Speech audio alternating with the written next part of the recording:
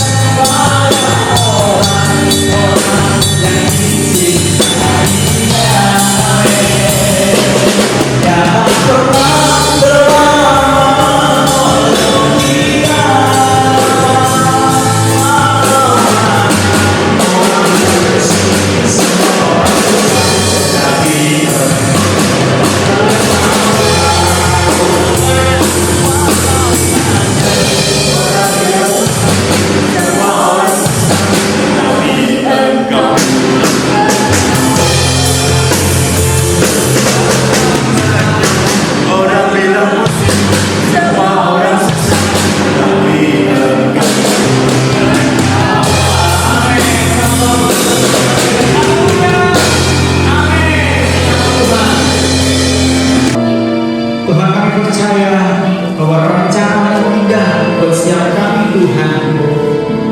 Kami percaya bahwa setiap rencana Tuhan boleh Tuhan terjadi dan berhasil dalam setiap kami Bapa. Menyerahkan setiap pergumulan kami Tuhan dalam setiap tangan kuat kuasa-Mu. Sebab kami percaya bahwa tangan kuat kuasa-Mu terjadi mujizat.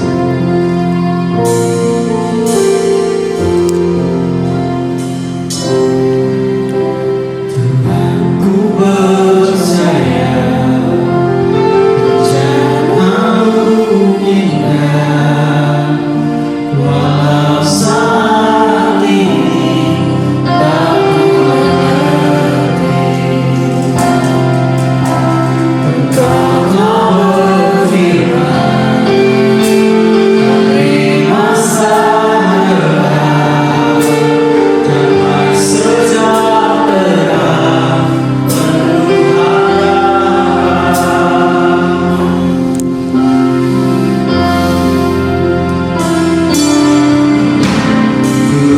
Ku percaya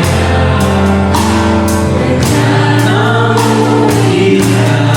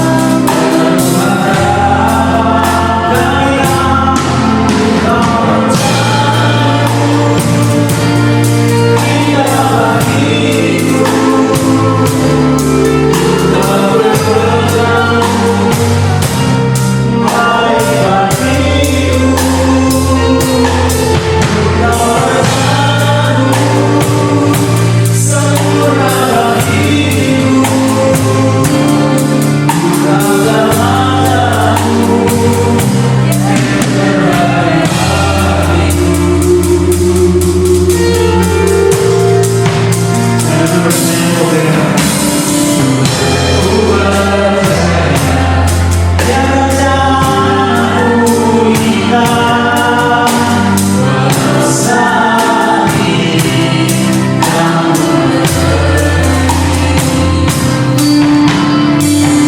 Telah berfirman, hari masa depan, damai sejahtera penuh harapan.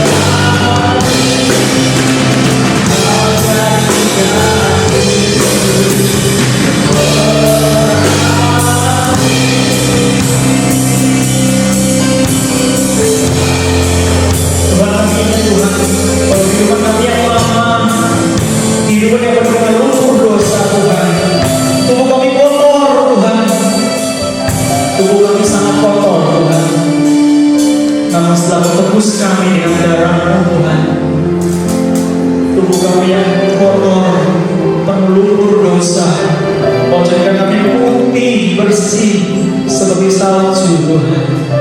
Wow, kasih yang sungguh luar biasa Bapa, berkenan Tuhan buat kehidupan kami Tuhan. Sementara kami mendengar firman-Mu Tuhan, teguhkan setiap hati kami Tuhan, boleh menerima benih firman-Mu di tanah yang baik, sehingga boleh bertumbuh dan berakar, bahkan berbuah lebat untuk kemuliaan nama Tuhan. Terima kasih Tuhan yang beserta kehidupan kami. Setelah ini telah Tuhan Yesus Kristus, kami sudah bersyukur dan berdoa. Haleluya. Amin. Shalom. Selamat pagi Bapak Ibu Saudara sekalian. Senang sekali kita bisa jumpa lagi dalam ibadah online ini. Harapan saya sekalipun ibadah ini secara online, tetapi Bapak Ibu Saudara boleh mempersiapkan hati sungguh-sungguh untuk kita mendengarkan firman Tuhan. Karena Alkitab mencatat bahwa rumput akan jadi kering dan bunga akan layu dan berguguran, tapi firman Allah kekal untuk selama-lamanya. Saya berharap saudara mempersiapkan tanah hati yang subur untuk benih firman Tuhan ini supaya bertumbuh dan berbuah bagi kemuliaan Tuhan. Satu hari ada seorang bapak pada ulang tahun yang ketiga dari anaknya yang semata wayang itu. Bapak ini ingin mengetahui nasib anaknya di masa datang. Kemudian bapak ini merekayasa sebuah ramalan sendiri. Dikosongkannya sebuah kamar, diletakkannya sebuah meja dengan 3 buah benda di atas meja tersebut. Ada sebuah apel, ada sebuah pistol, dan ada sebuah Alkitab. Dengan berpikir bahwa kalau anak mengambil apel, jangan-jangan kelak dia akan menjadi petani apel atau paling tidak pedagang apel. Kalau dia mengambil pistol, bapak harus ekstra hati-hati mewaspadai mengasuh anak ini karena dikhawatirkan kelak akan menjadi penodong, perampok dan seterusnya. Kalau ambil Alkitab, bapak juga harus siap-siap mempersiapkan anak ini untuk sekolah teologi supaya kelak jadi hamba Tuhan yang berkualitas. Anak dibisikin di telinganya, nak kau masuk ambil 1 ya. Anak umur 3 tahun sudah mengerti itu. Lalu pintu dibuka, anaknya masuk ke dalam, lalu ditutup lagi pintunya. Bapaknya menunggu di luar. Lama anak ini tak keluar-keluar, 5 menit tak keluar. Bapaknya mulai mengintip di lubang kunci, ternyata gelap. Rupanya anak ini ada di balik pintu dan dia tidak bisa keluar sendiri. Bapak mencoba membantu dengan mendorong daun pintu dan anaknya muncul dari balik daun pintu. Bapak Ibu Saudara tahu apa yang dibawanya? Dibawanya pistol di tangan kanan, sedang Alkitab dikempit di ketiak sebelah kiri. Bapaknya berkata, astaga nah jadi apa kok kalau besar? Kalau kau jadi hamba Tuhan juga tukang todong-todong jemaat, bayar perpuluhan dan bayar perpuluhan. Saudara, apa yang kau pikir dengan ramalan ini? Tentu sesuatu ramalan yang konyol bukan? Nah, saya tidak tahu berapa di antara Bapak Ibu Saudara juga punya angan-angan atau punya ramalan di dalam hati pikiran saudara tentang masa pandemi ini, kapan berakhir, sesudah pandemi ini berlalu, apa yang akan terjadi ke depan dan seterusnya. Hari ini saya mau katakan daripada kita meramal tentang situasi keadaan yang memang bisa berubah-ubah, mari kita belajar dari firman Allah. Hari ini kita belajar dari seorang tokoh yang namanya Yosua. Ketika Musa meninggal dunia, lalu Allah memilih Yosua menggantikan kepemimpinan Musa untuk memimpin umat Israel masuk tanah perjanjian. Yosua dengan tanggung jawab yang baru, dengan tanggung jawab yang berat, dengan belum terlalu berpengalaman, maka tentu dia takut dan gentar dengan tugas yang diberikan Tuhan atas kehidupannya. Tapi saudara, mari kita melihat apa firman Tuhan yang datang kepada Yosua. Di dalam Yosua pasal 1 pada ayat yang kelima, saya akan bacakan untuk Bapak Ibu Saudara sekalian. Yosua 1 ayat 5. Seorang pun tidak akan dapat bertahan menghadapi engkau seumur hidupmu. Seperti aku menyertai Musa, demikianlah aku akan menyertai engkau. Aku tidak akan membiarkan engkau dan tidak akan meninggalkan engkau. 3 kalimat yang berbeda tetapi dengan makna yang sama bahwa penyertaan Tuhan sempurna atas Yosua. Nah, kita akan melihat juga itu juga terjadi dalam kehidupan kita sekalian. Bukankah Alkitab mencatat namanya disebut Immanuel yang artinya Allah beserta kita. Di dalam Ibrani pasal yang ke-13 ayat 5 bagian B sampai ayat 6 menuliskan seperti ini. Karena Allah telah berfirman, aku sekali-kali tidak akan membiarkan engkau dan aku sekali-kali tidak akan meninggalkan engkau. Ayat 6. Sebab itu dengan yakin kita dapat berkata, Tuhan adalah penolongku. Aku tidak akan takut apakah yang dapat dilakukan manusia terhadap aku. Nah Bapak Ibu saudara sekalian, kita perlu meyakini bahwa penyertaan Tuhan di dalam kehidupan kita itulah yang terpenting. Untuk membuat perjalanan hidup kita di dalam perjuangan yang berat sekalipun, kita akan dibuat berhasil dan beruntung bersama-sama dengan Tuhan. Namun mari kita lanjutkan Yosua 1 ayat 6 sampai ayat 9 karena ada bagian yang harus dilakukan oleh Yosua. Kita melihat ayat yang ke-6 sampai ayat yang ke-9 dari Yosua 1. Kuatkan dan teguhkanlah hatimu sebab engkaulah yang akan memimpin bangsa ini memiliki negeri yang kujanjikan dengan bersumpah kepada nenek moyang mereka untuk diberikan kepada mereka. Ayat 7. Hanya kuatkan dan teguhkanlah hatimu dengan sungguh-sungguh. Bertindaklah hati-hati sesuai dengan seluruh hukum yang telah diperintahkan kepadamu oleh hambaku Musa. Janganlah menyimpang ke kanan atau ke kiri supaya engkau beruntung kemanapun engkau pergi. Ayat 8. Janganlah engkau lupa memperkatakan kitab Taurat ini, tetapi renungkanlah itu siang dan malam, supaya engkau bertindak hati-hati sesuai dengan segala yang tertulis di dalamnya. Sebab dengan demikian perjalananmu akan berhasil dan engkau akan beruntung. Ayat 9. Bukankah telah kuperintahkan kepadamu, kuatkan dan teguhkanlah hatimu, janganlah kecut dan tawar hati, sebab Tuhan Allahmu menyertai engkau kemanapun engkau pergi. Ternyata penyertaan Tuhan atas Yosua yang dijanjikan itu itu adalah janji yang bersyarat. Ada bagian yang harus dilakukan oleh Yosua. Nah, kita mau belajar dari ayat 6 sampai ayat 9 Yosua 1 ini 3 perkara saja yang perlu kita jagai di dalam kehidupan kita. Supaya penyertaan Allah yang sempurna itu yang sekali-kali tidak pernah membiarkan kita, yang sekali-kali tidak pernah meninggalkan kita. Seperti yang dinyatakan pada Yosua itu juga akan kita alami di dalam perjalanan hidup kita. Yang pertama, ulang-ulang ada kalimat kuatkan dan teguhkanlah hatimu. Hanya kuatkan, teguhkanlah hatimu. Bicara tentang hati adalah pusat pikiran, pusat perasaan, pusat kehendak yang mengendalikan kehidupan kita ini. Dan ternyata hati itu gampang berubah. Hati itu bisa lemah, hati itu bisa tawar, hati itu bisa dingin, hati itu bisa kecut, hati itu juga bisa galau, hati itu juga bisa mengalami goyah dan seterusnya. Nah, seringkali ketika kita mengalami kegoyahan dalam hati, kegalauan hati, kesedihan, kelemahan, maka kita berdoa kepada Tuhan. Tuhan, tolong Tuhan kuatkan, teguhkanlah hatiku. Saya mau katakan pada saudara, mungkin tidak salah dengan doa ini, tetapi menurut firman Tuhan yang kita baca, justru Tuhan yang suruh kepada Yosua, kuatkan, teguhkanlah hatimu. Tuhan suruh kepada kita sekalian juga, kuatkan dan teguhkanlah hatimu. Nah, kok sekarang kita berdoa lagi kepada Tuhan, minta Tuhan yang kuatkan. Bisa-bisa Tuhan di surga geleng-geleng kepala dan berkata, ku suruh kau, kau suruh aku. Nah, hari ini kita mau belajar. Kalau Tuhan menyuruh Yosua, dia menyuruh kita sekalian untuk menguatkan dan meneguhkan hati kita, maka ada langkah yang harus kita ambil. Yang pertama, contoh yang sempurna yaitu Tuhan Yesus. Saudara kenal dari kisah Alkitab di dalam Matius pasal yang ke-26 menghadapi puncak penderitaan Yesus di kayu salib ketika berada di Taman Getsemani. Dia juga berkata seperti ini, hatiku sedih seperti mau mati rasanya. Nah, dalam keadaan kesedihan yang begitu rupa sampai mau mati, maka apa yang Yesus buat? Dia berdoa. Dia ajak murid-murid berdoa, murid-murid ngantuk. Dia ajak murid-murid berdoa, murid-murid malah tertidur. Dan dia berdoa seorang diri. Nah, Alkitab mencatat 3 kali dia berdoa dengan doa yang sama. Bapa, sekiranya mungkin lalukan cawan ini daripadaku, tapi jangan kehendakku, tapi biarlah kehendak Tuhan yang jadi.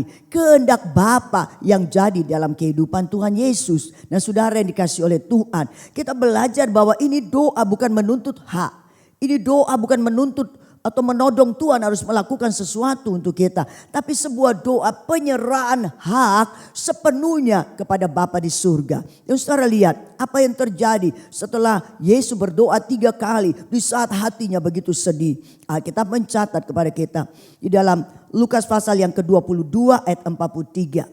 Atau sebelum itu kita lihat dulu ayat Amsal 4 pada ayat 23. Ya, sebelum Lukas ini. Amsal 4 ayat 23. Jagalah hatimu dengan segala kewaspadaan, karena dari situlah terpancar kehidupan. Hati perlu dijaga dengan waspada supaya kuat, supaya teguh. Nah, setelah berdoa kita melihat Lukas 22 ayat 43. Apa yang Yesus alami? Maka seorang malaikat dari langit menampakkan diri kepada Yesus untuk memberi kekuatan kepadanya.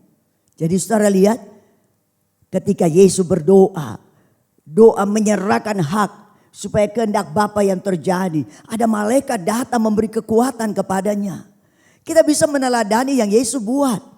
Dalam situasi yang menurut kita sangat buruk, membuat hati kita jadi lemah, jadi galau, jadi sedih. Kadang juga hati ini jadi begitu tawar, hati menjadi begitu dingin. Mari cobalah melangkah datang berdoa. Bukankah Alkitab mencatat kepada kita sekalian dalam Yesaya 40 ayat 31. Orang yang menanti-nantikan Tuhan mendapat kekuatan baru. Ia akan terbang tinggi seperti burung Raja Wali dengan kekuatan sayapnya. Berlari tidak menjadi lesu, berjalan tidak menjadi lelah. Ketika kita berdoa, bukan doa yang hanya cari tangan Tuhan untuk menolong. Bukan doa mencari tangan Tuhan menyembuhkan. Bukan doa mencari tangan Tuhan buat mujizat. Tapi sebuah doa bersekutu menantikan Tuhan. Doa keakraban dengan Tuhan. John Wimber bilang, tujuan utama kekristenan yaitu keakraban dengan Tuhan. Ketika kita akrab dengan Tuhan, maka kekuatan ilahi mengalir di dalam kehidupan kita. Sehingga kita bisa menghadapi semua persoalan hidup ini. Dalam perjalanan kita ini, kita ada kekuatan yang dari Tuhan. Ketika kita berdoa. Yang berikut saudara, selain berdoa kita teladani dari Yesus. Ketika ia dibawa ke padang gurun dan dicobai oleh iblis. Saudara, 3 kali pencobaan yang dilakukan oleh iblis. Disuruh jadikan batu itu roti. Disuruh jatuhkan dirimu dari bubungan. Dan biarlah ada tangan malaikat menatang. Disuruh melihat seluruh kerajaan dunia. Semua diberikan asal sembah iblis. Apa Yesus bilang? Anyalah engkau iblis. Ada tertulis. Engkau harus menyembah Allah dan berbuat bakti kepadanya. Saudara, ketika mengucapkan firman ada tertulis. Alkitab mencatat dalam Matius pasal yang keempat pada ayat yang ke-11 seperti ini. Matius 4 ayat 11. Lalu iblis meninggalkan Yesus. Dan lihatlah malaikat-malaikat datang melayani Yesus. Saudara lihat. Kalau pakai firman Tuhan. Kalau pakai perkataan Tuhan, maka luar biasa. Malaikat-malaikat datang untuk melayani Yesus. Dan saya percaya malaikat datang untuk memberi kekuatan kepada Yesus.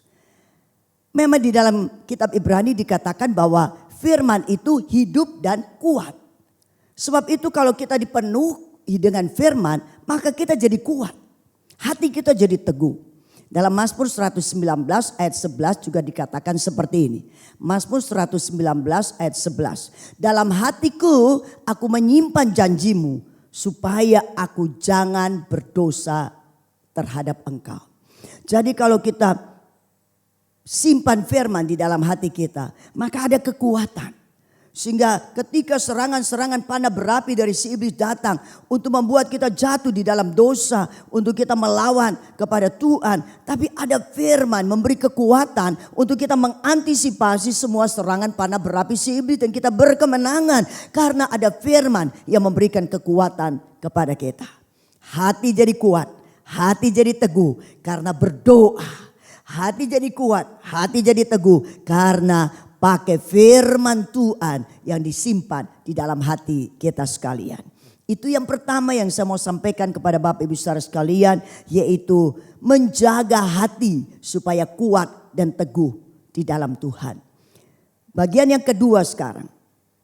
Tadi ada kalimat yang mengatakan seperti ini. Bertindaklah hati-hati. Jangan menyimpang ke kanan, jangan menyimpang ke kiri. Ini berbicara tentang perbuatan. Alkitab mencatat bahwa kita diselamatkan bukan oleh hasil perbuatan kita, bukan. Tetapi saudara perlu ingat bahwa Tuhan Yesus sendiri ketika di bukit dia berkata begini. Hendaklah terangmu bercahaya di depan semua orang. Orang melihat perbuatan baikmu, nama Bapa di surga dipermuliakan. Efesus pasal 2 juga menuliskan begini. Kita ini buatan Allah, diciptakan dalam Kristus untuk melakukan pekerjaan baik yang dipersiapkan Allah sebelumnya dan dia mau kita hidup di dalamnya. Jadi sesudah kita beriman kepada Tuhan Yesus Kristus dan diselamatkan, maka ada perbuatan-perbuatan baik yang harus kita lakukan. Seringkali kita berpikir begini, pokok saya tidak jahati orang, pokok tidak merugikan orang. Pokoknya aku dengan orang itu ya baik, dengan orang ya biasa-biasa saja, tidak merugikan dan tidak menjual nama baik orang dan seterusnya, oke lah. Saya mau katakan saudara, belum sepenuhnya langkah-langkah kita. Kita harus stop dari perbuatan jahat, tapi harus ada langkah-langkah selanjutnya yang kita buat, yaitu langkah-langkah perbuatan baik. Karena Alkitab mencatat kepada kita sekalian bahwa semua yang kita lakukan ini saudara, itu ada sangkut pautnya dengan kekekalan. Mari kita melihat di dalam Wahyu pasal yang ke-14 pada ayat yang ke-13. Wahyu 14 ayat yang ke-13. Dan aku mendengar suara dari surga berkata, tuliskan, berbahagialah orang-orang mati yang mati dalam Tuhan sejak sekarang ini. Sungguh kata roh, supaya mereka boleh beristirahat dari jerih lelah mereka. Karena perhatikan kalimat terakhir ini, segala perbuatan mereka menyertai mereka. Seringkali ayat ini dibacakan ketika ada ibadah perkabungan, ada seorang meninggal dunia. Tapi kalau saya membacanya dalam ibadah perkabungan berarti kehilangan satu jiwa untuk mendengarkan firman Tuhan ini. Saya bacakan di antara orang-orang hidup supaya kita tahu persis bahwa segala perbuatan kita akan menyertai kita untuk pergi di balik kekekalan, di balik kematian, yaitu kepada kekekalan. Sebab itu kita perlu mewaspadai perbuatan-perbuatan kita, bertindak hati-hati sesuai dengan firman Tuhan. Ayat firman Tuhan berkata, Paulus kepada Kolose, buang segala perbuatan duniawi, percabulan, kecemaran, awan nafsu jahat dan keserakaan yang sama dengan penyembahan berhala.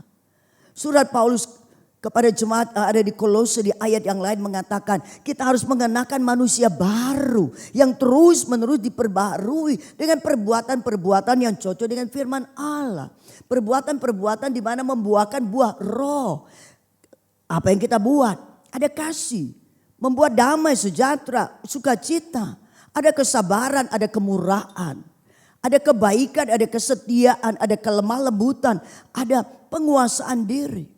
Nah, itu perbuatan-perbuatan yang bisa jadi berkat untuk banyak orang dan di dalamnya nama Tuhan dipermuliakan. Dan saya mau katakan ini penting sekali. Seringkali kita ini sudah dikatakan orang percaya, kita juga mengikuti banyak kegiatan gerejawi dan aktivitas rohani, tapi perbuatan kita dituding orang jadi sandungan, jadi sontoan. Orang bilang percuma kau ikut Tuhan Yesus tapi perbuatan-perbuatanmu sama sekali tidak mencerminkan Kristus.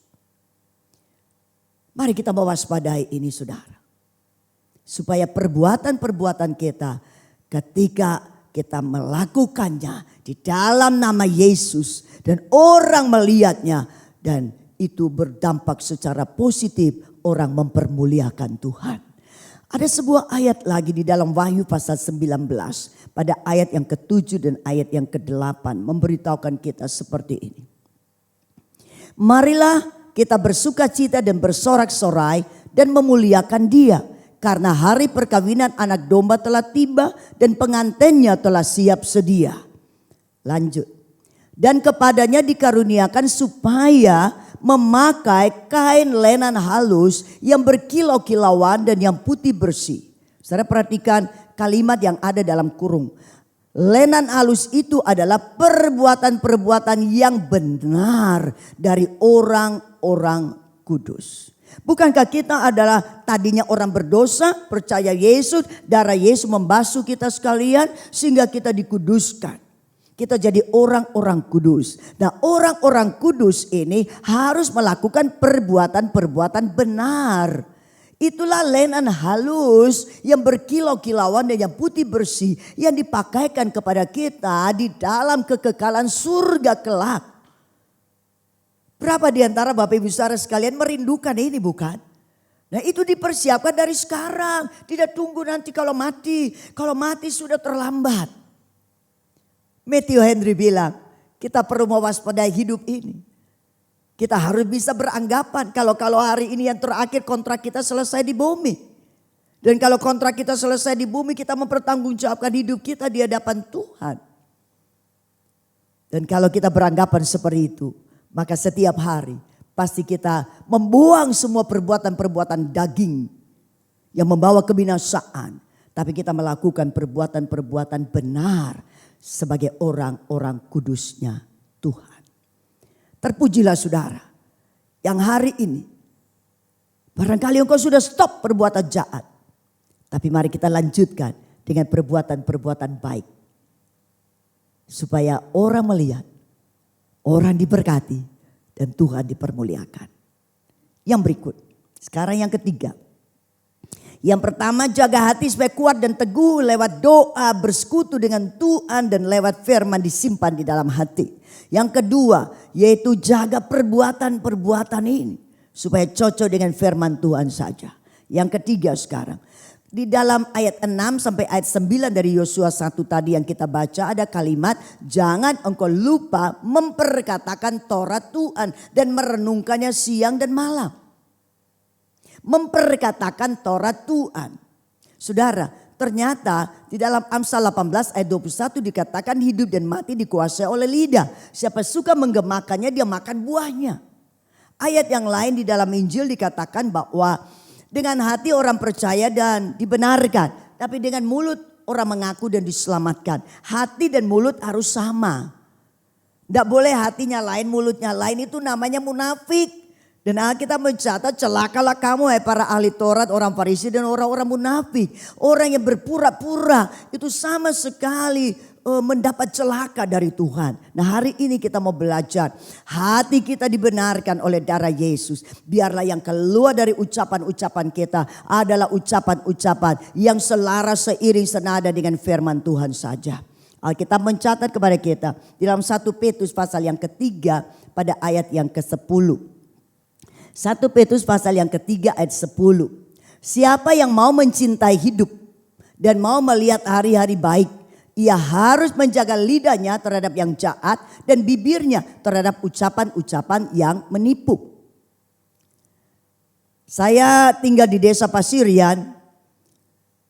Sepertinya penduduk di Pasirian, orang-orang desa itu masih getol juga dengan yang namanya primbon.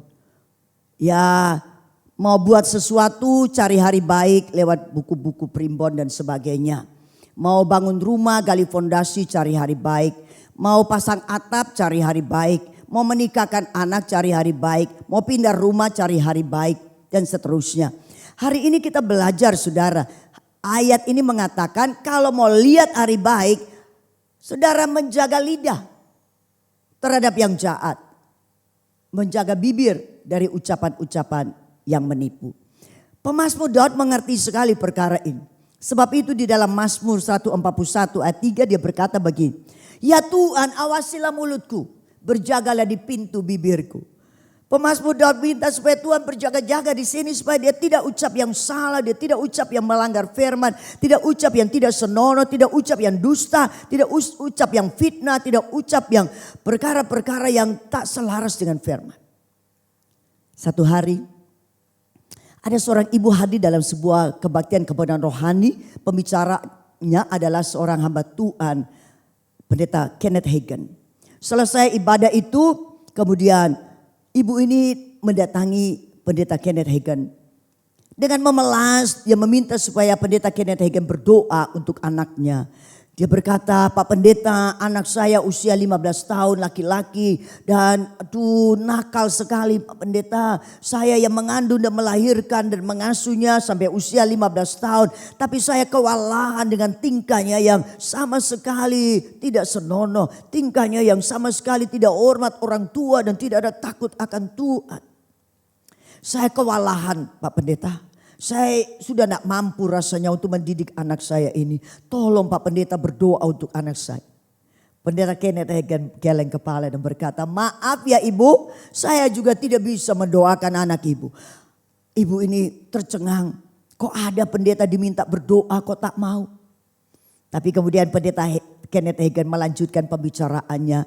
Saya merasa kalau toh saya berdoa untuk ibu, tapi ucapan-ucapan ibu untuk anak ini selalu ucapan-ucapan yang negatif. Maka itu membatalkan semua doa saya di hadapan Tuhan. Ibu itu mulai menangkap. Berarti dia harus mengubah ucapan-ucapannya terhadap anaknya ini. Dan dia mulai mempraktekannya. Walaupun anak itu berulah yang sangat-sangat menyedihkan, menyakitkan hati. Dia tetap mengucapkan yang baik. Anak ini adalah karunia Tuhan. Anak ini adalah anak yang berguna bagi kerajaan Allah.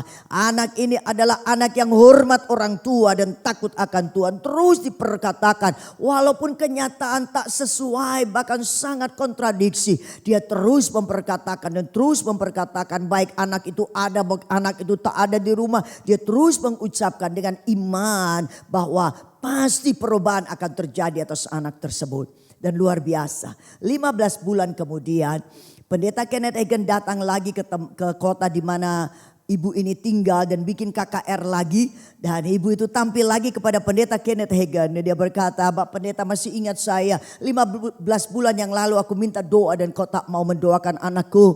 Tapi aku pulang dan mulai mempraktekkan seperti yang kau katakan, yaitu memperkatakan yang positif, memperkatakan yang baik, yang selaras dengan firman Tuhan. Dan luar biasa saya datang untuk menyaksikan kepada Pak Pendeta bahwa anak saya telah mengalami perubahan 180 derajat. Dia anak yang takut akan Tuhan dan dia hormat kepada orang tua. Dan dia anak yang ambil bagian dalam pelayanan dan memuliakan Tuhan. Saudara lihat betapa luar biasa kuasa perkataan.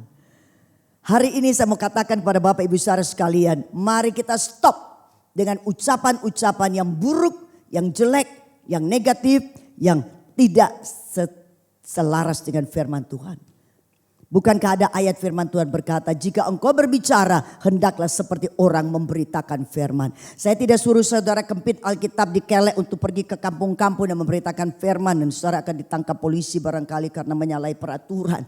Tapi yang saya mau katakan dalam percakapan-percakapan kita sehari-hari. Baik di dalam rumah kita, baik di kampung di mana kita ada, baik di gereja, di mana saja kita berada. Biarlah ucapan-ucapan kita adalah ucapan-ucapan yang membangun, ucapan-ucapan yang menyembuhkan, ucapan-ucapan yang membangkitkan, ucapan-ucapan yang memberi semangat, ucapan-ucapan yang memberikan kebaikan-kebaikan bagi orang lain yang selaras dengan firman Allah. Dan kita akan melihat bahwa perubahan-perubahan akan terjadi. Nah, Bapak Ibu Saudara sekalian, tadi kita belajar dari firman Tuhan di dalam Yosua 1 ayat 6 sampai ayat 9 itu ada kata renungkanlah firman siang dan malam. Nah, saya belajar dari firman Tuhan, seorang hamba Tuhan menuliskan bahwa kata renungkan itu berasal dari kata hagah. Hagah itu artinya mengucapkan pelan-pelan sampai telinga bisa mendengar.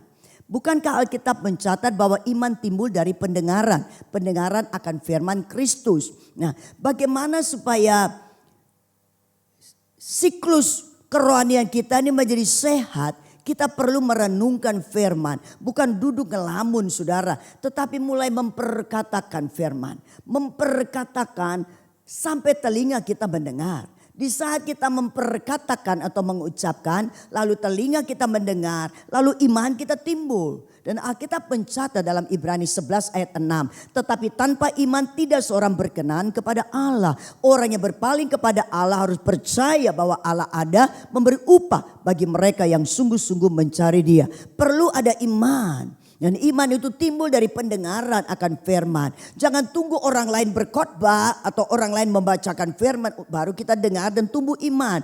Kita sendiri harus menolong diri kita sendiri oleh pertolongan Roh Kudus dengan mengucapkan firman. Ketika kita mengucapkan ayat firman Tuhan, lalu telinga kita dengar, lalu iman kita timbul, lalu kita dapatkan janji-janji Tuhan di dalam kehidupan kita sekalian.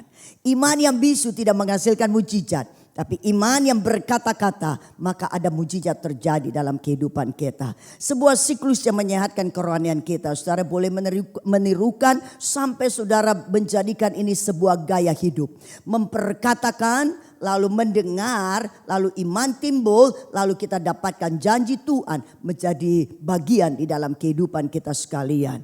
Hari ini kita belajar 3 perkara ini dan saya berharap supaya saudara tidak hanya jadi pendengar yang baik, tapi saudara harus menjadi pelaku-pelaku yang setia. Supaya dalam perjalanan hidup kita walaupun di masa pandemi atau mau selesai pandeminya kapan. Kita tidak perlu meramah situasi karena situasi bisa berubah. Kawan bisa jadi lawan. Saya tidak tahu apa juga ada ke depan. Yang saya tahu firman Tuhan katakan bahwa namanya Immanuel, Allah beserta kita. Sekali-kali Ia tidak membiarkan saudara dan saya. Sekali-kali Ia tidak meninggalkan saudara dan saya. Penyertaannya sempurna dan karena penyertaan yang sempurna inilah memberikan kepada kita sekalian pengharapan baru setiap hari. Saya mengakhiri dengan sebuah ayat terakhir di dalam Amsal pasal yang ke-23 pada ayat yang ke-18. Karena masa depan sungguh ada dan harapanmu tidak akan hilang. Karena ada Allah di dalam nama Yesus yang menyertai kehidupan kita, maka masa depan kita sungguh ada. Karena Alkitab mencatat bahwa rancangannya ada rancangan damai sejahtera dan bukan rancangan kecelakaan untuk memberikan kepada kita masa depan yang penuh dengan harapan. Dan harapan di dalam Tuhan pun tidak pernah hilang. Berbahagialah Bapak Ibu Saudara sekalian yang mendengarkan firman Tuhan pada pagi ini. Menyimpan dalam hati menjadi perenungan siang dan malam. Melakukan dalam kehidupan kita dan perjalanan kita akan dibuatnya berhasil dan dibuatnya beruntung dalam segala situasi. Mari kita tunduk kepala di dalam doa. Bapa di surga, kami bersyukur telah menyampaikan kebenaran ini kepada umat Tuhan. Dan kami percaya Tuhan bahwa apa yang kami sampaikan Engkau akan meneruskannya oleh pertolongan Roh Kudus. Sehingga semua ini boleh mendatangkan kebaikan atas setiap umat yang mendengarkannya. Hamba-Mu berdoa ya Tuhan, supaya umat Tuhan yang mendengarkan firman Tuhan ini boleh mengambil langkah-langkah ini ya Tuhan. Supaya sungguh-sungguh di dalam kehidupan mereka bisa mengalami janji Tuhan digenapi. Mulai menjaga hati lewat doa dan firman. Mulai menjaga perbuatan dan menjaga ucapan-ucapan. Terima kasih Bapa di dalam surga. Kami tidak meramalkan apa yang ada ke depan. Tapi kami mau tetap percaya bahwa hari ke hari Tuhan menyertai kami sampai pada kesudahannya. Di dalam nama Yesus kami mengucap syukur dan berdoa. Haleluya, semua katakan amin. Tuhan Yesus memberkati.